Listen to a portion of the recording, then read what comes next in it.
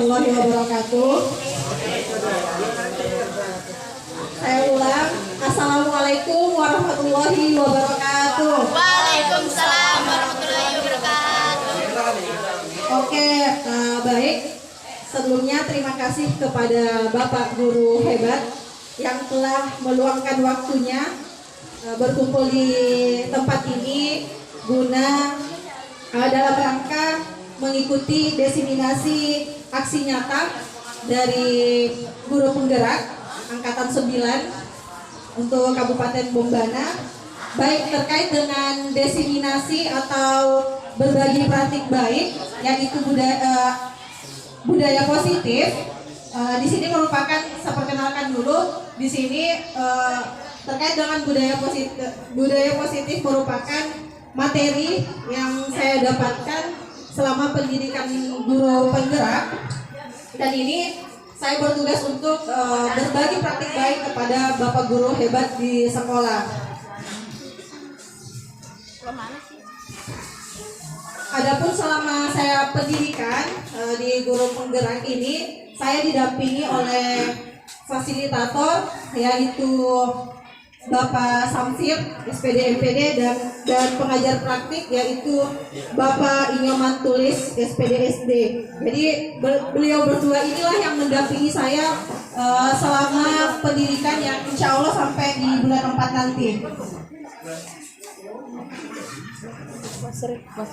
Baik, terkait dengan diseminasi atau berbagi praktik baik hari ini, ada beberapa hal yang ingin saya bagikan kepada Bapak Guru hebat. Yang pertama itu terkait dengan budaya positif, adapun materinya yaitu motivasi perilaku manusia, hukuman dan penghargaan.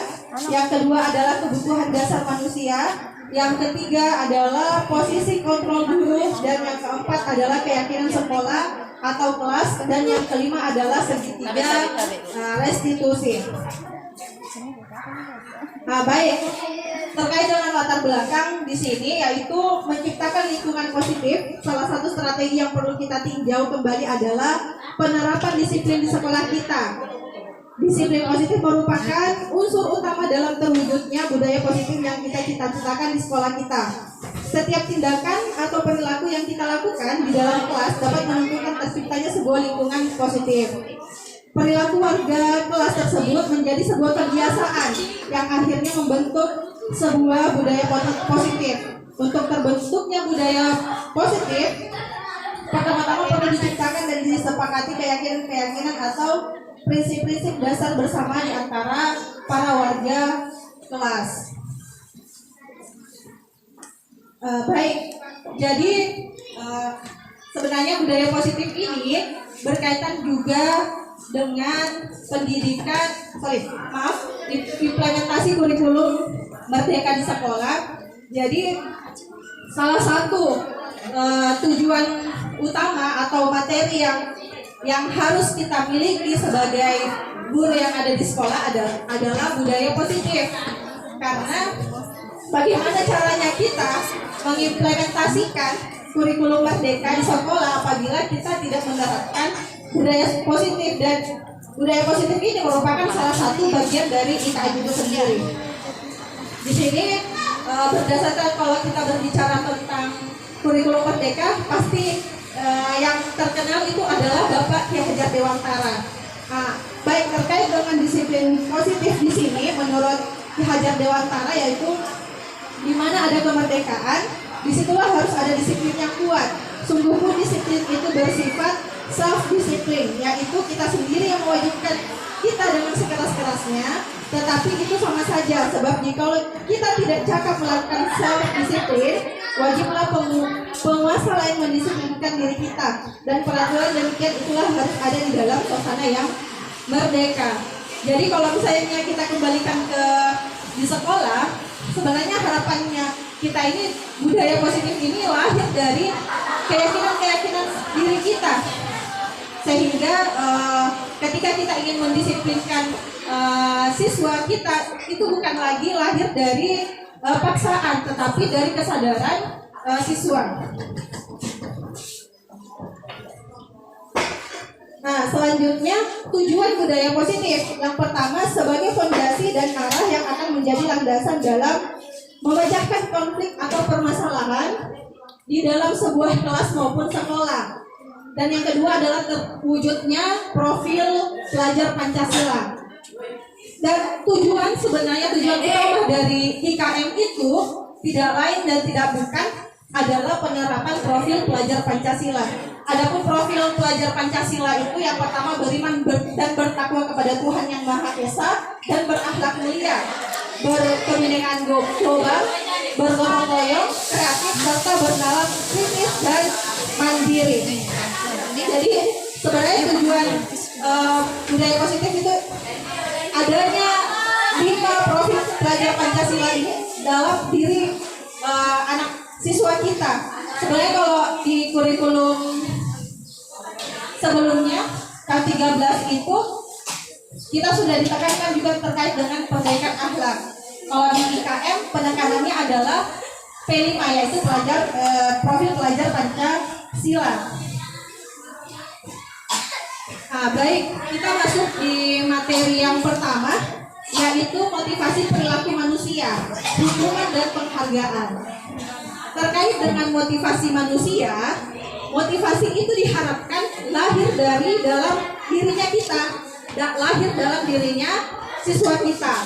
Adapun mungkin kita juga bisa berkaca sama dirinya kita.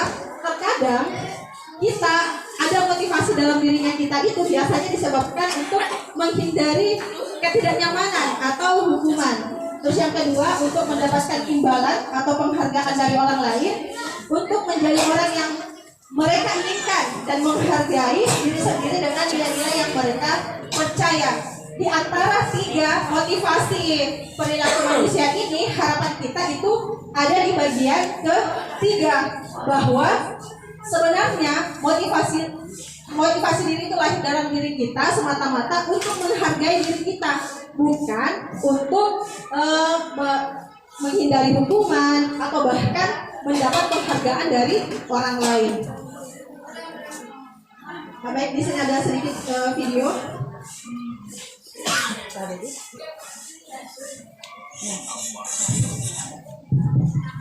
Ibu dan bapak guru, masih ingatkah ketika menjadi murid guru, kita senang dan bahagia saat guru memberikan ujian atau hadiah. Kapan nih Kita Pak ke situ? dijanjikan jika menjawab pertanyaan dengan benar, kita dihadiahi coklat atau permen. Bentar bisa juga langsung Kita diiming-imingi kalau tugas selesai dengan cepat, kita bisa pulang duluan.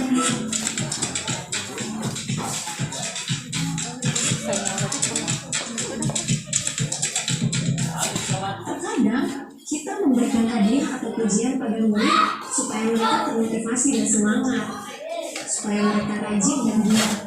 Kita merasa hadiah dan pujian ini sangat penting bagi murid, tetapi apakah hal itu sudah tepat dan sesuai dengan kebutuhan murid? Dari dosen menjelaskan mendapatkan hadiah atau pujian dari orang lain bisa menjadi motivasi seseorang melakukan sesuatu. Dosen dikategorikan ini sebagai motivasi perilaku murid level kedua, yaitu mendapatkan hadiah atau pujian. Di video sebelumnya sudah kita bahas motivasi perilaku murid di level pertama, yaitu menghindari rasa sakit atau hukuman. Pujian dan imbalan hadiah bisa mempengaruhi perilaku murid. Murid akan menjadi rajin mengerjakan tugas dari guru, bahkan saling berkompetisi untuk mengerjakan tugas sebaik mungkin. Namun, perilaku ini dekat dengan rasa kecewa. Jika energi yang sudah dikerahkan tidak berbalas sesuai dengan janji hadiah, maka akan muncul rasa kesal, marah, dan bahkan merasa tidak dihargai. Ini karena hadiah dan pujian adalah motivasi yang datang dari keluarga mereka, atau disebut motivasi eksternal. Mungkin ada murid yang sudah memiliki motivasi internal untuk rajin belajar. Namun, apa yang terjadi dengannya jika motivasi internal yang sudah terbentuk itu berbeda dengan motivasi eksternal berupa janji hadiah dan pujian itu? Ibu dan bapak guru mungkin bertanya, lalu bagaimana dong cara memotivasi murid untuk pujian dan hadiah? Saya tanya jawabannya, kita ingin membedakan antara hadiah atau pujian yang dijanjikan dengan apresiasi. Nah, apresiasi ini dilakukan di akhir atau di ujung pembelajaran, sehingga perilaku murid tidak digerakkan oleh sesuatu yang dijanjikan. Dan tugas kita adalah mengidentifikasi motivasi perilaku murid supaya kita bisa menstimulasi tujuan motivasi internal dari diri sendiri. Oke, mulai sekarang beberapa ujian dan hadiah secara bijak dari beberapa murid hingga menjanjikan dan mengamini apresiasi secukupnya kepada mereka dan coba mendengarkan murid pahami motivasi internal yang dimiliki mereka. Setiap murid bisa jadi memiliki motivasi yang berbeda ada berbeda dengan yang lain.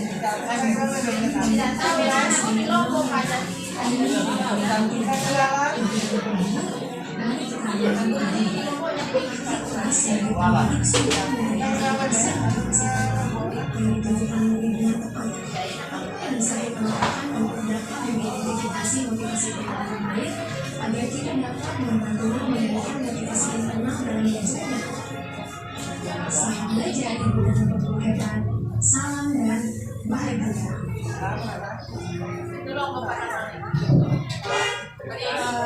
Baik, jadi terkait dengan motivasi, jadi yang diharapkan kita sebagai seorang guru bukan memberikan hadiah dari apa yang diterima oleh siswa kita atau hukuman yang diterima dari pelanggaran dilakukan oleh siswa kita, tapi melainkan apresiasi dari usaha yang telah dilakukan dan konsekuensi dari hukuman yang dilakukan.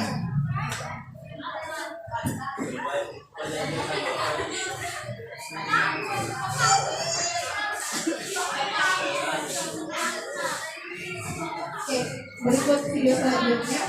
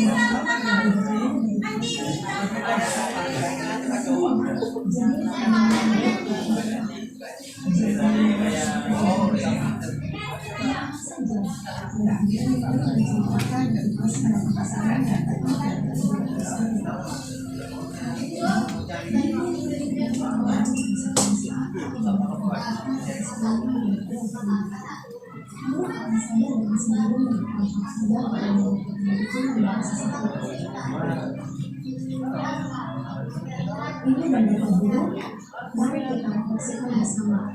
Apakah kita sedang melihat perilaku di dunia? Apakah kita melakukan perilaku yang tujuannya? Lalu, apa yang bisa kita lakukan untuk mencapai perilaku yang tidak?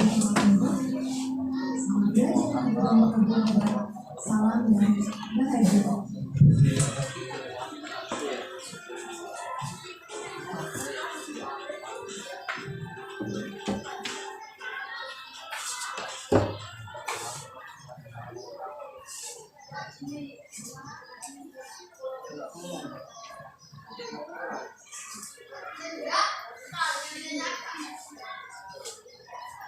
Baik, terkait dengan motivasi yang seseorang miliki atau bahkan spesifik di sini adalah murid. Sebenarnya motivasi yang ada pada diri kita atau bahkan murid kita pada dasarnya itu untuk memenuhi kebutuhan mereka. Adapun terkait dengan kebutuhan dasar kita sebagai manusia itu ada 5. Yang pertama bertahan hidup atau survive, yang kedua kasih sayang atau love, yang ketiga kebebasan atau freedom, yang keempat yaitu kesenangan atau fun, dan yang kelima adalah penguasaan atau power. Jadi biasanya dalam memenuhi 5 dasar kebutuhan ini terkadang kita menggeser nilai-nilai kehidupan untuk mencapainya. Bahkan kita melakukan tindakan-tindakan yang menurut orang-orang keluar dari nilai-nilai tersebut. Ini terkait dengan 5 kebutuhan dasar manusia.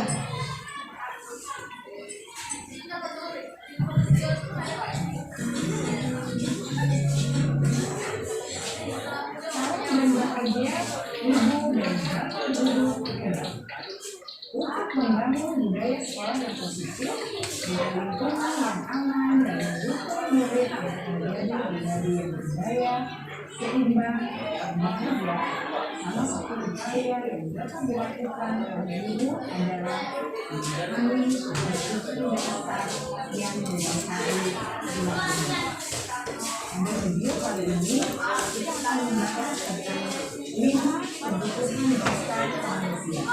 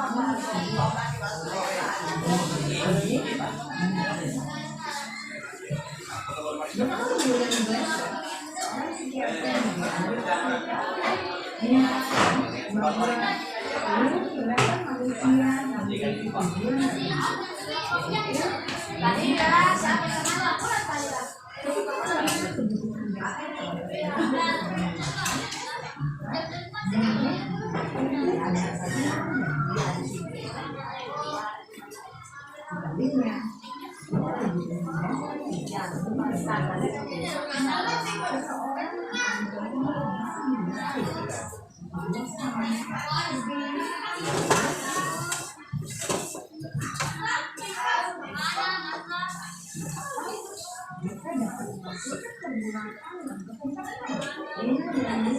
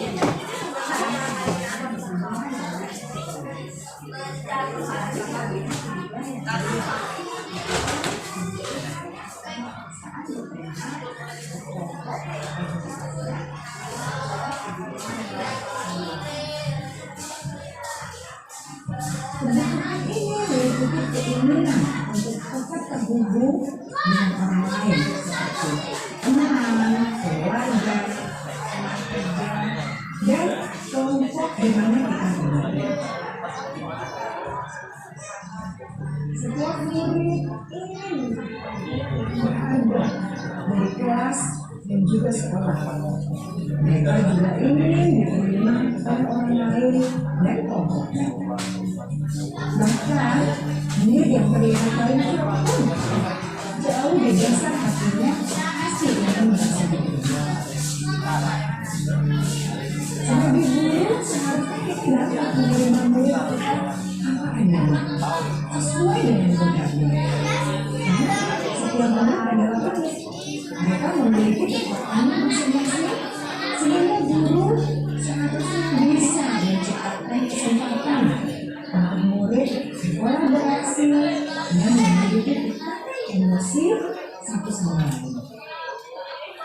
Murid-murid yang memiliki kebutuhan yang besar untuk merasa diterima, biasanya mereka belajar karena suka pada gurunya. Mereka juga suka bekerja dalam kelompok. Kebutuhan yang ketiga adalah kebutuhan kebebasan atau kebutuhan membuat pilihan. Murid harus diberi kesempatan untuk membuat pilihan dan bertanggung jawab atas pilihan yang mereka telah ambil. Memberi mereka kebebasan bukan berarti membiarkan mereka melakukan apa saja yang mereka mau, melainkan memberi mereka kesempatan untuk membuat pilihan, mengarahkan kelompok mereka dengan percaya diri, dan memberi mereka kesempatan kesempatan untuk mencoba hal-hal yang baru. Pembelajaran dengan metode yang beragam dan menarik juga akan memenuhi kebutuhan murid tentang kebebasan ini.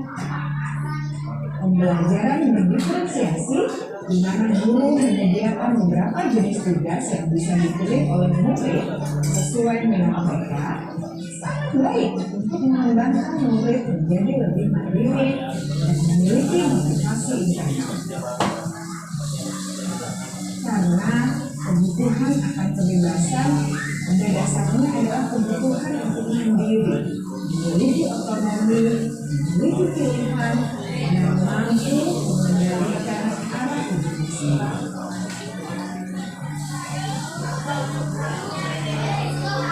Kebutuhan yang keempat adalah kebutuhan akan kesenangan. Bayangkan Bapak Ibu hidup tanpa rasa senang, kita pun menjadikannya.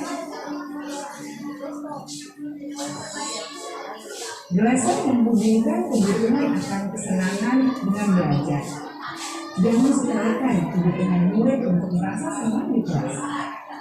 Sebagai guru, jangan ragu-ragu untuk dengan sengaja memasukkan kegiatan yang menyenangkan dalam kelas.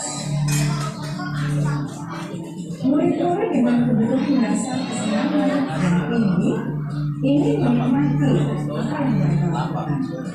Mereka juga konsentrasi tinggi saat mengerjakan hal-hal yang disenangi.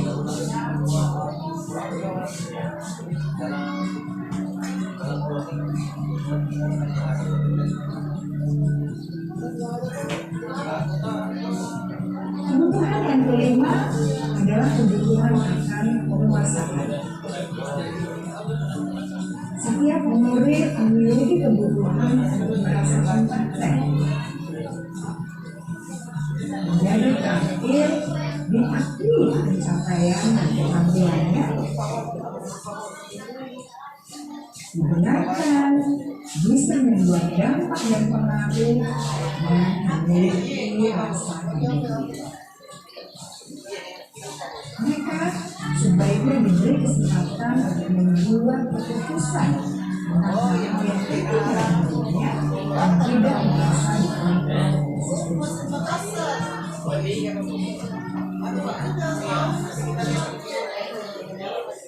Usia remaja, seringkali mereka merasa tidak memegang kendali atas kehidupannya sendiri karena diri terlalu berpengaruh dalam mengambil keputusan. Murid-murid yang memiliki kebutuhan dasar akan penguasaan yang tinggi biasanya selalu ingin menjadi pemimpin. Mereka juga suka mengamati sebelum mencoba hal-hal yang baru.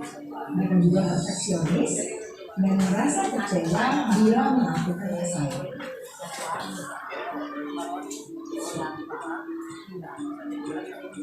Ibu dan bapak guru sangat penting bagi kita untuk mengetahui kebutuhan dasar murid-murid agar kita mencari alasan mengenai sikap dan tidak menggunakan. Bila murid berperilaku buruk atau melanggar aturan sehingga kenyataannya tidak sesuai dengan mereka, maka guru harus memberitahu alasan yang mendasari tindakan tersebut dan lalu percakapan dengan guru dalam pendekatan disebut positif, murid dapat diajak untuk bersikap efektif dalam mengenali kebutuhan dan berusaha mereka pahami dan mendasari tindakan. Jika guru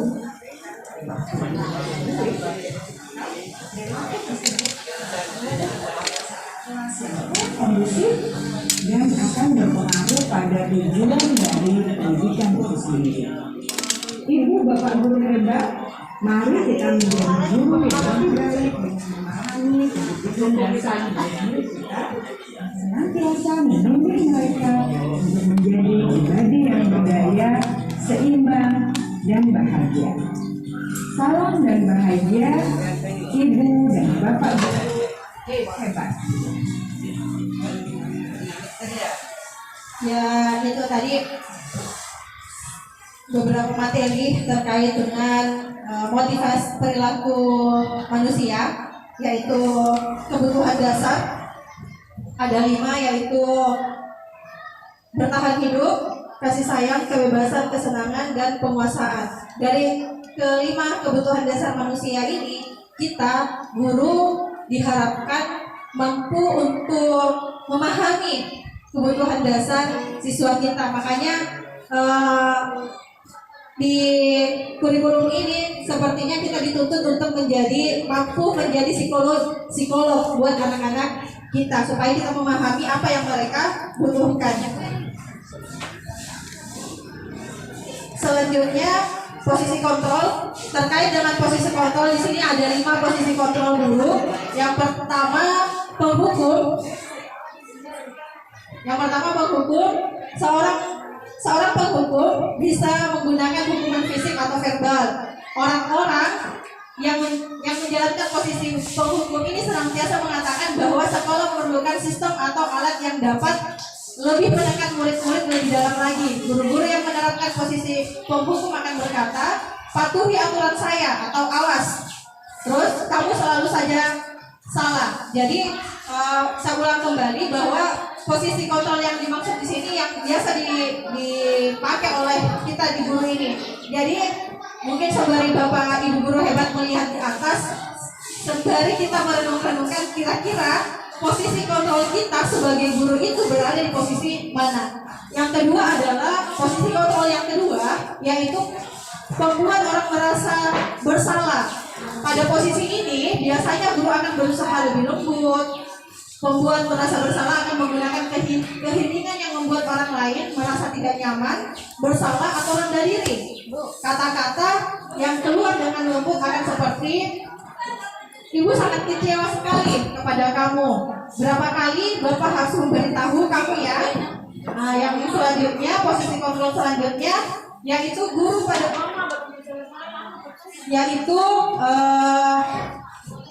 saya ulang, guru pada posisi ini tidak akan menyakiti murid. Di sini yang ketiga adalah posisi guru pada berteman. Guru pada posisi ini tidak akan menyakiti murid, namun akan tetap berupaya mengontrol murid melalui persuasif. Di mana posisi teman pada guru bisa negatif atau positif. Posisi di sini berupa hubungan baik yang terjalin antara guru dan murid. Guru di posisi teman menggunakan hubungan baik dan humor untuk mempengaruhi seseorang. Mereka akan berkata, ayo bantulah demi Bapak ya. Ayo ingat tidak bantuan Bapak selama ini. Jadi untuk posisi kontrol sebagai teman ini biasanya mengingat-ingat apa yang pernah kita berikan kepada siswa. Yang posisi kontrol yang keempat yaitu memantau, berarti mengawasi. Pada saat kita mengawasi, kita bertanggung jawab atas perilaku seseorang yang diawasi. Posisi pemantau berdasarkan pada peraturan dan konsekuensi. Dengan menggunakan sanksi atau konsekuensi, kita dapat memisahkan hubungan pribadi kita dengan murid. Sebagai seorang yang menjalankan posisi pemantau, pertanyaan yang diajukan seorang pemantau biasanya berupa seperti ini. Peraturannya apa? Artinya ketika ada murid yang melakukan kesalahan, menanyakan, tahu tidak peraturannya apa? Atau menanyakan apa yang telah kau lakukan. Terus selanjutnya yang terakhir yaitu posisi kontrol manajer. Posisi terakhir ini merupakan posisi di mana guru berbuat sesuatu bersama dengan murid, mempersilahkan murid mempertanggungjawabkan perilakunya, mendukung murid agar dapat menemukan solusi atas permasalahan dirinya. Di sini di penekanannya bukan pada kemampuan membuat konsekuensi, namun dapat berkolaborasi dengan murid bagaimana memperbaiki kesalahan yang ada. Sebagai seorang manajer, biasanya kalimat yang digunakan yaitu apa yang kita yakini, artinya kembali ke keyakinan kelas. Sebentar saya jelaskan apa itu keyakinan kelas. Apakah kamu meyakininya? Jika kamu meyakininya, apakah kamu bersedia memperbaikinya? Jika kamu memperbaiki ini, hal ini menunjukkan apa tentang dirimu? Apa rencana kamu untuk memperbaiki hal ini? Jadi saya ulang, terkait dengan posisi kontrol yang dimiliki guru, yang pertama adalah sebagai penghukum, yang kedua pembuat merasa bersalah, Yang ketiga adalah sebagai posisi sebagai teman. Yang keempat sebagai pemantau. Yang kelima sebagai manajer. Selanjutnya kita masuk di keyakinan kelas. Apa itu keyakinan kelas?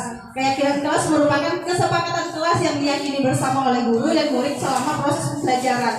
Tujuan keyakinan kelas membentuk karakter yang positif pada anak melewati kebiasaan-kebiasaan yang positif, perilaku positif serta keteladanan dari seluruh warga sekolah. Terkait dengan keyakinan kelas atau keyakinan sekolah, dalam budaya positif di kurikulum Merdeka ini sebenarnya diterapkan pada saat semester awal.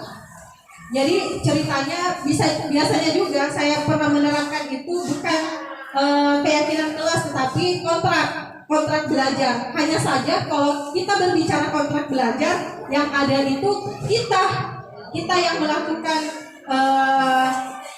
kita yang memberikan peraturan kepada murid, sedangkan keyakinan kelas ini tidak, atau keyakinan kelas tidak.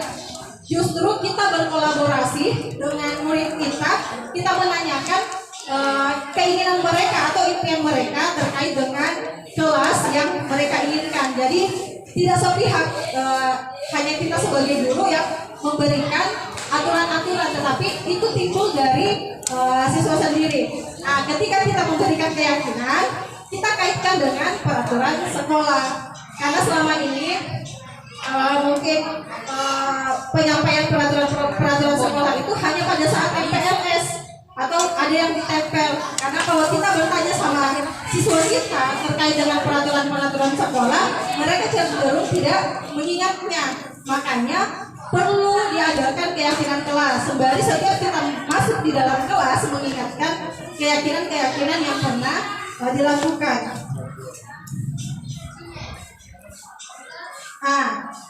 Di sini kan kalau yang di sekolah itu yang siswa kita ketahui itu adalah peraturan. Nah, sebagaimana peraturan berarti ada perbuatan, ada sanksi. Tapi ini kita di kurikulum Merdeka harapannya tidak memakai lagi kata peraturan. Supaya apa? Supaya nilai-nilai yang kita harapkan di sekolah melalui peraturan itu tertanam menjadi yang lahir dari dalam diri siswa tersebut. Makanya bukan lagi dikatakan sebagai peraturan. Di sini menurut dosen, suatu keyakinan akan lebih memotivasi seseorang dari dalam atau memotivasi secara intrinsik.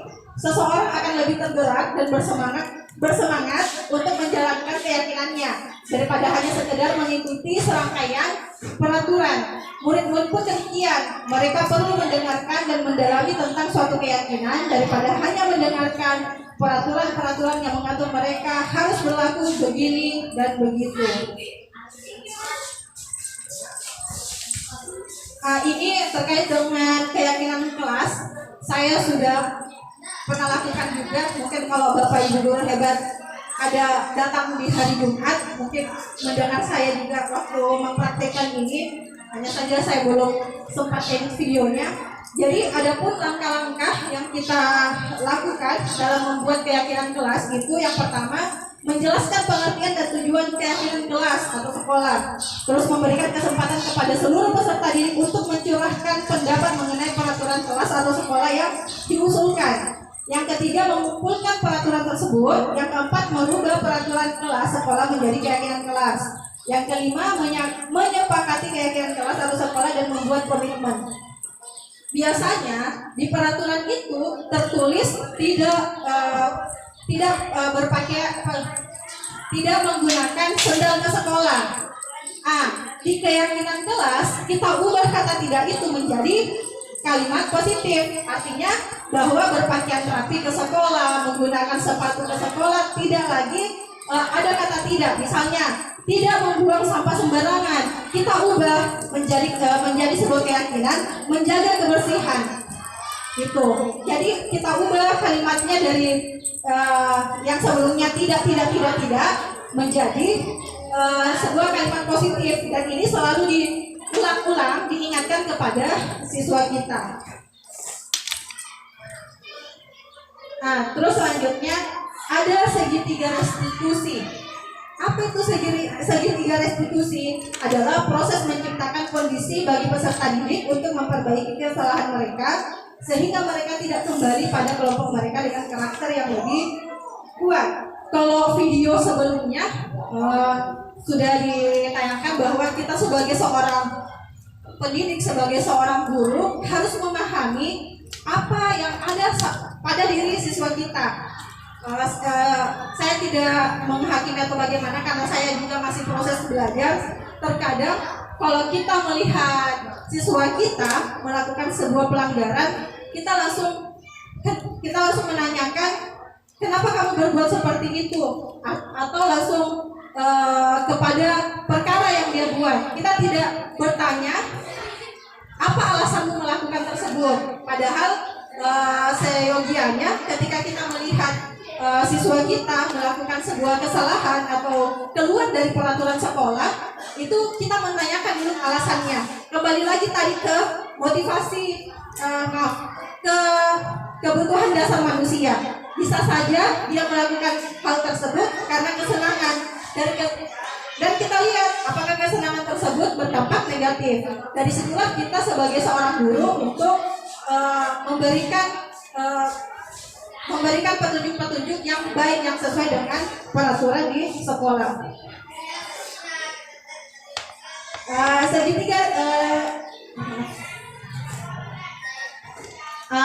Terkait dengan segitiga restitusi itu ada 3 langkah. Yang pertama, menstabilkan identitas, validasi tindakan yang salah, dan menanyakan keyakinan. Adapun teori kontrolnya, kita semua akan melakukan hal yang terbaik yang bisa kita lakukan. Semua perilaku memiliki alasan, kita semua memiliki motivasi internal. Nah, jadi di sini ada segitiga, di mana yang pertama itu, jadi ketika siswa kita melakukan sebuah kesalahan, bukan berfokus pada kesalahan yang dilakukan, tetapi kita menanyakan dulu. Menanyakannya ini artinya menstabilkan identitas dari murid kita. Misalnya, setiap orang pasti melakukan kesalahan. Kamu bukan satu-satunya yang pernah melakukan ini. Terus yang kedua, yaitu validasi tindakan yang salah. Habis itu kita sampaikan sama siswa, kamu tentu punya alasan mengapa melakukan itu. Adakah cara yang lebih efektif untuk mendapatkan apa yang kamu butuhkan? Terus yang terakhir, menanyakan keyakinan. Jadi kan di awal setiap masuk ajaran baru, apalagi siswa baru, kita selalu memperkenalkan peraturan. Peraturan ini kita sampaikan sama dia, keyakinan kelas apa yang telah kita sepakati. Kamu ingin menjadi orang yang seperti apa? Jadi seperti ini proses bagaimana kita menyelesaikan masalah siswa kita, yaitu melalui segitiga restitusi. Di sini saya sudah membuat segitiga restitusi, menyelesaikan masalah melalui segitiga restitusi.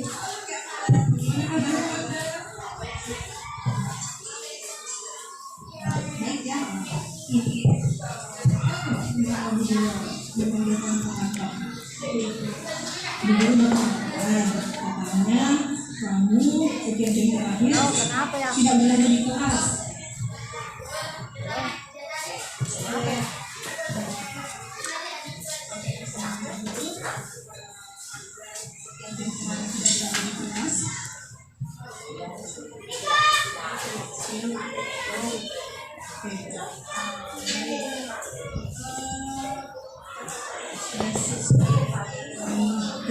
Kesepakatan kita di kelas waktu itu seharusnya seperti apa? Kita dengan berbuat baik. Terus langkah apa selanjutnya yang akan dilakukan pada guru-guru yang sudah melapor ke ibu guru? Tidak perlu. Innalillah, juga sesuai dengan setengah 11. Baik, jadi begitu prosesnya. Artinya kita menanyakan ke siswa apa yang dia lakukan, apa alasan dia lakukan, dan kita kembali lagi ke keyakinannya. bahwa hal tersebut salah, yang telah dilakukannya itu salah, dan siswa diharapkan untuk ini tadi di awal saya sudah sampaikan bahwa bukan hukuman tapi konsekuensi. Jadi kasusnya tadi si Akbar ini, saya tidak memberikan hukuman, tetapi dia mendapatkan konsekuensi. Konsekuensinya apa? Melakukan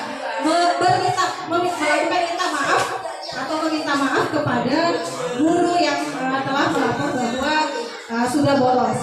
Baik, itu penyampaian materi dari saya terkait dengan budaya positif. Semoga kita bisa bersama-sama menyukseskan di sekolah. Sedikit demi sedikit saya pun di sini masih dalam proses belajar. Sekiranya ada kekeliruan atau kesalahan boleh saya diberikan saran, karena seperti tadi yang saya katakan di awal bahwa saya di sini masih dalam proses belajar. Sekian dari saya. Assalamualaikum warahmatullahi wabarakatuh. Ya, terima kasih Bapak Guru. Saya sudah mendengar. Silakan dicicipi. Ala kadarnya. Sahira suka makan lombo toh? Untuk selesai dia.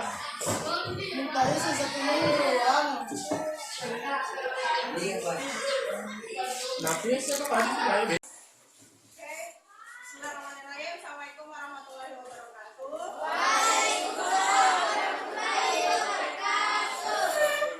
Bagaimana kabarnya kalian? Baik. Masih fokus ikut belajar? Tadi kan sudah apa tadi pagi? Sudah sarapan, sudah senang. Baik, untuk pertemuan kali ini Bu Guru akan melakukan keyakinan kelas dengan kalian. Sebelumnya pernah dengar apa itu keyakinan kelas? Oke, belum ya? Apakah ini pertama kalian dengar keyakinan kelas? Pertama. Oke, baik. Jadi keyakinan kelas itu adalah kesepakatan yang kalian dan ibu guru lakukan. Kesepakatan apa saja yang ada di dalamnya? Sebenarnya sudah ada di sekolahnya kita terkait dengan kesepakatan tersebut. Tapi kesepakatan itu dalam bentuk apa? Dalam bentuk peraturan. Oke. Tapi sebelum Bu Guru jelaskan apa itu keyakinan, sebelum kalian tahu apa itu keyakinan, Bu Guru mau memberi kalian kesempatan terkait dengan bagaimana kelas atau sekolah impian kalian. Bagaimana, apa yang kalian inginkan terhadap sekolahnya kalian atau kelasnya kalian. Sebelum kita membangun kesepakatan. Jadi di sini Bu Guru akan membagikan stick note, ini namanya stick note. Silahkan kalian tuliskan dua impiannya kalian, keinginannya kalian terhadap kelasnya kalian. Bu Guru kasih contoh, misalnya yang saya impikan itu di dalam kelasnya bersih, tidak ribut, tidak ada yang saling membuli. Ya, kalau misalnya tidak perlu dicoba, silahkan nanti kalian tuliskan keinginannya kalian di sini. Jadi impiannya kalian terhadap kelasnya kalian. Oh ya, kalau tadi Bu Guru bilang dua, silahkan kalian tuliskan lagi. Dua impiannya kalian terkait dengan sekolahnya kalian atau kelasnya kalian, supaya sebentar kita akan menemukan kesepakatan dari yang kalian tuliskan. Kita berusaha untuk mewujudkan. Jadi di kelas 8B kita berusaha mewujudkan impian-impian tersebut atau cita-cita kalian terhadap suasana kelas yang kalian inginkan.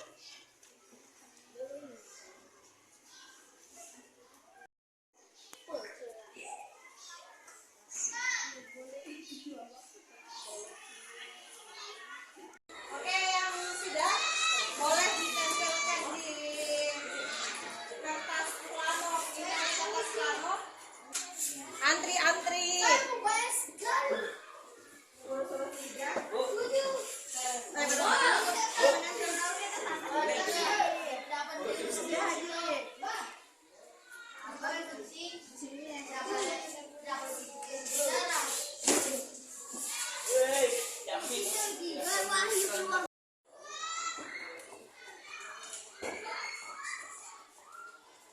karena kalian sudah menempelkan terkait dengan impian atau keinginannya kalian terkait dengan kelas atau sekolah, kita seleksi, kita ubah yang tadi masih ada pakai kata tidak, kita ubah menjadi kalimat positif. Kalau misalnya di sini tadi tidak, kelas tidak kotor, berarti menjaga kebersihan.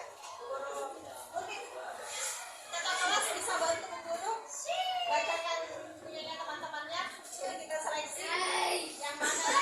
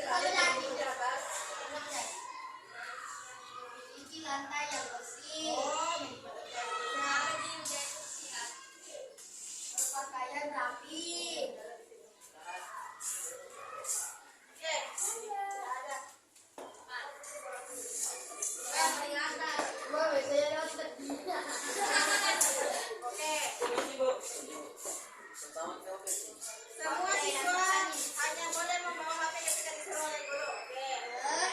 Membawa HP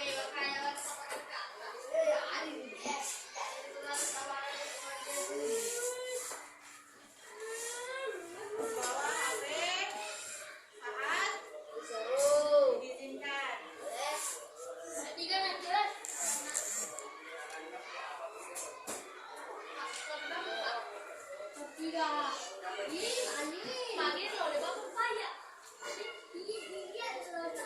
Oke, tidak ribut. Oke, tertib.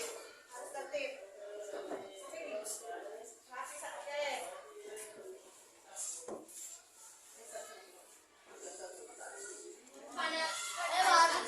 Oke, jangan ribut.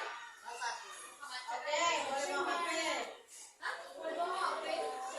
Oke, sama semua juga. Jangan kepala bersih. Oke. Saya ingin tidak ada razia rambut. Oke, guru kasih dulu penjelasan terkait dengan razia rambut.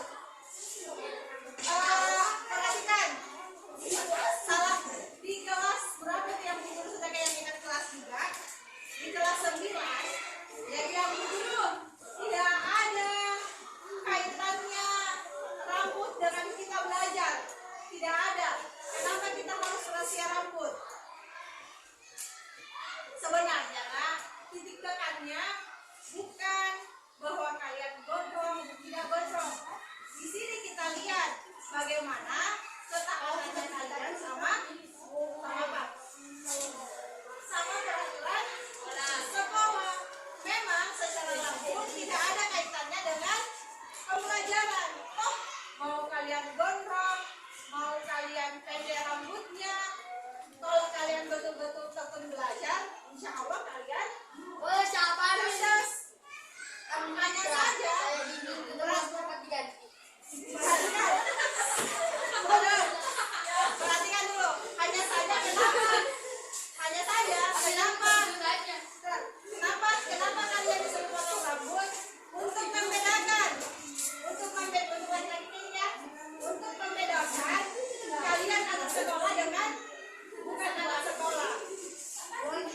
Coba lihat orang-orang di pasar. Apakah mereka rapi-rapi di pasar? Tidak kan? Supaya bisa membedakan kalian orang yang sekolah dengan orang yang berada di pasar, ya salah satunya perhatikan rambut, pakaian dan seterusnya.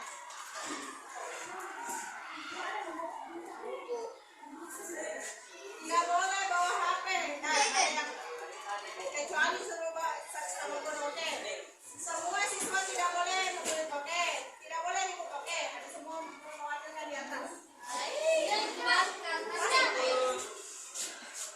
Tidak boleh ribut oke. Tidak boleh bergerak. Tidak boleh bergerak. Tidak boleh bagian rambut.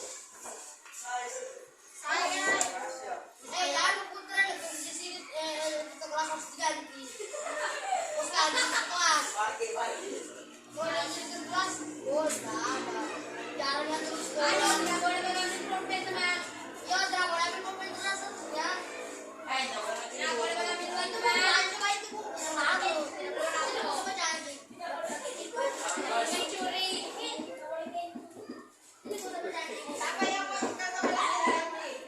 Biasanya yang kita Oke, perhatikan semua.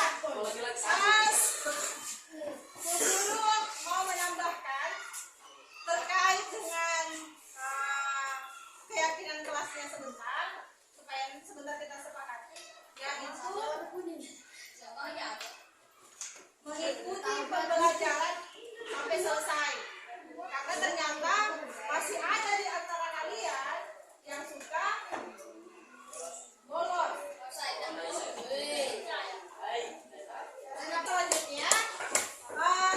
Selanjutnya, karena Bu Guru sudah